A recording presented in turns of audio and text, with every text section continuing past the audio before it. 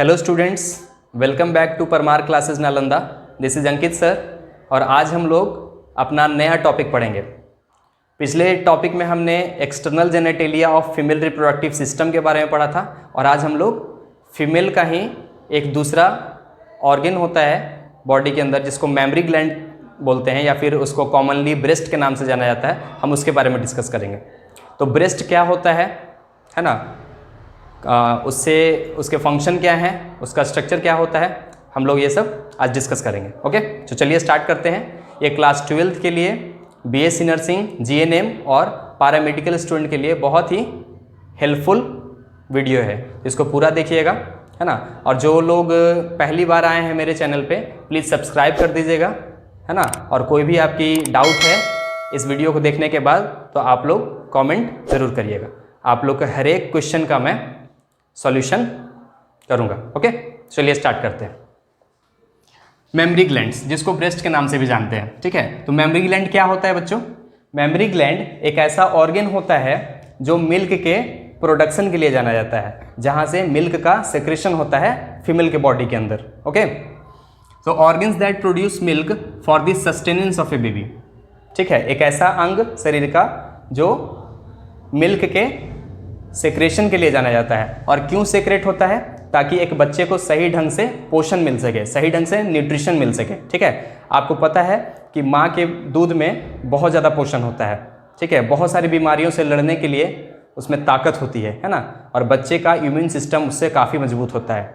और कुछ दिन तक जब कोई भी महिला माँ बनती है तो कुछ दिनों तक उसके ब्रेस्ट से यानी उसके स्तन से गाढ़े पीले रंग जैसा दूध निकलता है।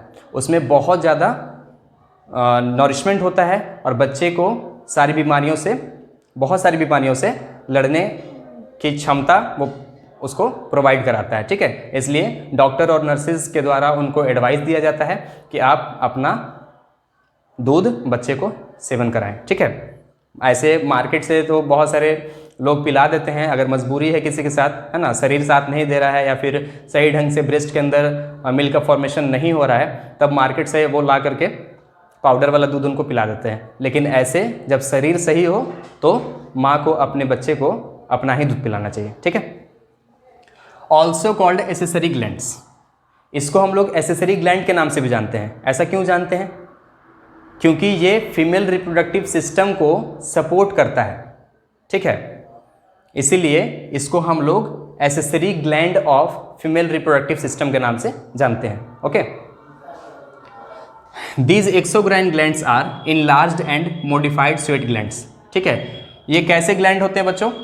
ये जो मेमरी ग्लैंड होते हैं वो एक्सोक्राइन ग्लैंड होते हैं, ठीक है। एक्सोक्राइन ग्लैंड का मतलब क्या होता है? एक्सोक्राइन ग्लैंड ऐसे ग्लैंड को बोला जाता है जो अपने सेक्रेशंस को एक ट्यूब के अंदर रिलीज करते हैं, है ना। यानी कोई भी चीज़ें सेक्रेट होती है इस ग्लैंड से तो वो एक ट्यूब के थ्रू, एक नली के थ्रू कहीं पे भी पहुंचती है जहाँ पे भी उसको पहुंचना है, ठीक है। और एक आपने पढ़ा होगा इंडोक्राइन ग्लैंड के बारे में। तो इंडोक्राइन ग्लैंड क्या होता है? इंडोक्राइन ग्लैंड जो होता है उसको हम लोग डक्टलेस ग्लैंड के नाम से जानते हैं। मतलब वो अपने सेक्रेशंस को डायरेक्टली ब्लड के अंदर पहुँचा देता है, ठीक है। जैसे हार्मोन्स, है ना, हमारे बॉडी तक डायरेक्टली वो पहुंच जाता है। और यहाँ पे मिल्क के बारे में हम लोग बात कर रहे हैं तो मिल्क सेक्रेट होता है एक ट्यूब के थ्रू, है ना। इसीलिए इसको हम लोग एक्सोक्राइन ग्लैंड बोलते हैं, ठीक है। तो ये इनलार्ज्ड होते हैं, ठीक है, बड़े होते हैं, बड़े ग्लैंड होते हैं। प्यूबर्टी से पहले जब एक फीमेल, है ना, जब एक गर्ल छोटी होती है तो उसके ब्रेस्ट इमैच्योर होते हैं, अनडेवलप्ड होते हैं। लेकिन जैसे ही वो प्यूबर्टी स्टेज में पहुँचती है तो उस समय उसके ब्रेस्ट के अंदर चेंजेस देखने को मिलते हैं। उसका ब्रेस्ट मैच्योर होना शुरू हो जाता है और डेवलप हो जाता है, ठीक है। तो डेवलपमेंट में उसके जो ब्रेस्ट होते हैं वो इनलार्ज हो जाते हैं, बड़े हो जाते हैं, ठीक है। एंड मॉडिफाइड स्वेट ग्लैंड, बहुत सारे यहाँ पे पसीने की ग्रंथियाँ होती है जहाँ से पसीना निकलता है ना, इसलिए इसको enlarged and modified sweat glands के नाम से हम लोग जानते हैं, ठीक है। And extend from 2nd to 6th rib, ये शरीर के दूसरे रिब से लेकर के 6ठे रिब तक फैला हुआ होता है, ठीक है। आपने देखा है चेस्ट कैविटी में इस तरह से रिब्स बने हुए होते हैं। टोटल 12 पेयर ऑफ रिब्स होते हैं हमारे शरीर के अंदर, ठीक है। तो ये दूसरे रिब से शुरू होता है ना, और 6ठे रिब्स तक, ठीक है। यानी यहाँ तक, ये इसी लोकेशन में ये फैला हुआ होता है, ठीक है, यानी इसी के बीच में ब्रेस्ट होता है, ठीक है। और फीमेल के अंदर आपको पता है कि ये पेयर में ब्रेस्ट होता है ना, दोनों ब्रेस्ट से मिल्क का सेक्रेशन होता है, तो दोनों उसी दूसरे और छठे रिब्स के बीच में होता है, ठीक है। अब देखिए बच्चों, यहाँ पे लिखा हुआ है also present in male but rudimentary form. अब आप बोलिएगा कि सर आप ये क्या बता रहे हैं, थोड़ी देर पहले आपने बोला कि ये फीमेल के बॉडी के अंदर होता है मिल्क के सिक्रेशन के लिए, लेकिन आप ये क्या बता रहे हैं, है ना, यहाँ पे तो लिखा हुआ कि मेल के अंदर भी होता है। तो बिल्कुल सही मैं बता रहा हूँ, है ना। आप लोग, बहुत सारे लोग हैं जो नहीं जानते हैं या फिर जिनको डाउट होता है, तो आप क्लियर, आपको ये डाउट हो जाएगा आज। मेल के बॉडी के अंदर भी ब्रेस्ट होता है, लेकिन वो रूडिमेंट्री फॉर्म में होता है, मतलब वो पूरी तरीके से मैच्योर नहीं होता है, डेवलप नहीं होता है, ठीक है। यानी वो अनडेवलप्ड ब्रेस्ट होते हैं जो मेल के अंदर पाए जाते हैं, और ऐसे ब्रेस्ट किसी काम के नहीं होते हैं, ठीक है, बेकार होते हैं बिल्कुल, है ना, वो सिर्फ दिखते हैं, है ना।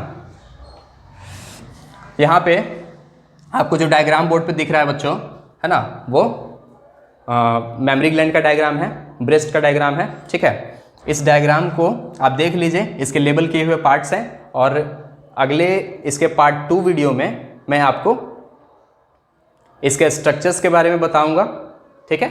और बहुत अच्छा और सिंपल स्ट्रक्चर बनता है इसका, है ना, बहुत ही सिंपल स्ट्रक्चर है, आप लोग सीख जाइएगा आसानी से, बहुत आसानी से बन जाता है ब्रेस्ट का स्ट्रक्चर, और इसके फंक्शंस के बारे में भी हम लोग पढ़ेंगे, ओके। तो ये ख़त्म हुआ बच्चों हमारा इंट्रोडक्शन मेमरी ग्लैंड का, और इसके बाद हम लोग इसके स्ट्रक्चर और इसके फंक्शन के बारे में पढ़ेंगे।